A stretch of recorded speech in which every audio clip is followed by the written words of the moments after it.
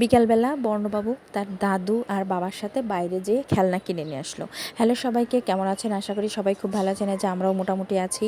তো এই যে সকালবেলা বাবুকে পাউরুটি দিয়ে ডিম দিয়ে দেব, না পাউরুটি দিয়ে দুধ দিয়ে দেবো। আর এখানে পাউরুটি সেঁকে নিচ্ছি, ডিম দিয়ে দেবো আমার শ্বশুরকে।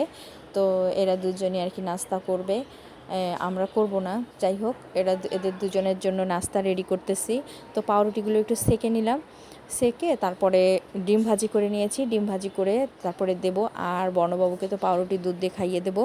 তো এই যে আকাশের অবস্থা এতই খারাপ, তারপরেও বৃষ্টি হয় না, জানি না কেন, কিন্তু একটু ঠান্ডা ঠান্ডা বাতাস, তারপরেও বৃষ্টি হচ্ছে না। বৃষ্টি হলে একটু ভালো লাগতো, বৃষ্টি হয় না, প্রচুর গরম। কি আর করা যাবে, এভাবেই থাকতে হবে গরমের ভিতরে। কিন্তু মেঘলা, 2-3 দিন ধরে এতই মেঘলা, কিন্তু বাতাস আছে, অনেক বাতাস ছাড়ছে, আবার একটা দম মেরে রয়েছে আবহাওয়া।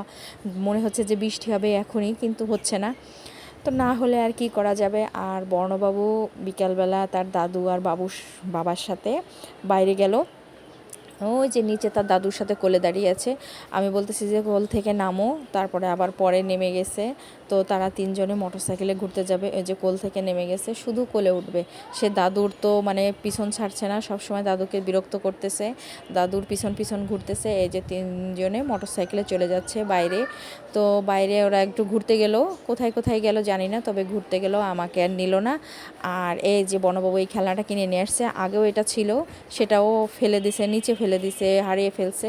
তো আবার নতুন একটা কিনে নিয়ে এসে সে খুবই খুশি এবং খেলতেছে আর গুনতেছে।